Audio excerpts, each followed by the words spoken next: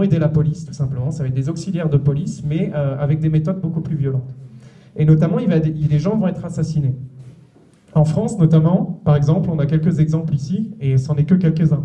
On a le fameux Jacques Messrine, qui, au-delà d'être un brigand, il est reconnu comme quelqu'un qui est un brigand d'extrême gauche. Son argent n'allait pas que dans ses poches, il allait aussi à des réseaux de solidarité. Il est assassiné pour mettre fin à ses cavales.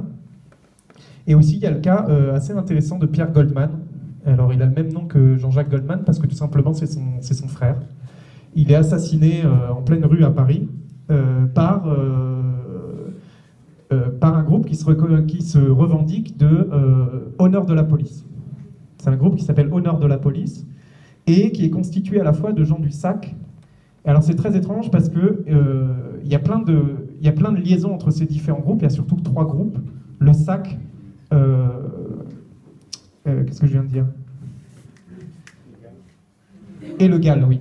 Le GAL, c'est le groupe, c'est écrit en haut, le groupe antiterroriste de libération, qui vont surtout être concentrés sur les Basques, et ils vont assassiner un certain nombre de militants basques à cette époque-là, et on les accuse, puisque les assassins de Pierre Goldman parlaient espagnol, on suppose que les personnes qui ont assassiné Pierre Goldman étaient aussi des personnes du GAL. Mais évidemment, on ne le saura jamais. Tout ce qu'on sait, c'est que Pierre Goldman, c'était un militant d'extrême gauche assez actif, qui est assassiné à cette époque-là. Enfin voilà, c'est pour dire, après il y a l'enlèvement de Ben Barka, qui est un militant algérien aussi, marocain, pardon. Marocain, oui, pardon, excusez-moi.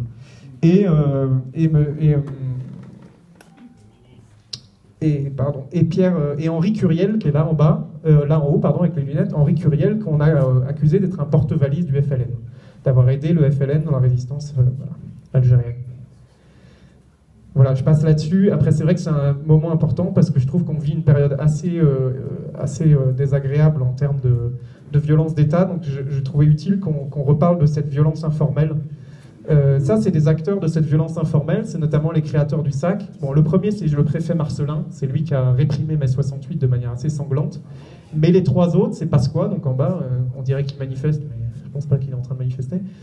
On a De Bizet et Jacques Faucard, qui sont en fait 3 personnes clés de ces groupes informels que certains vont appeler des barbouzes. Après, les barbouzes, c'est plus lié à l'OAS, donc à des groupes qui soutenaient l'Algérie, qui étaient aussi contre De Gaulle. Enfin, c'est extrêmement complexe.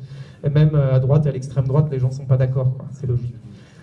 Et en tout cas, ces personnes-là sont clés parce elles créent ces groupes informels qui vont... voilà. Je passe là-dessus, c'était un peu long ce moment-là. On va revenir sur le maintien de l'ordre à proprement parler. Les années 70, c'est la période où le maintien de l'ordre en France, il est assez classique. Je ne sais pas où je l'ai mis.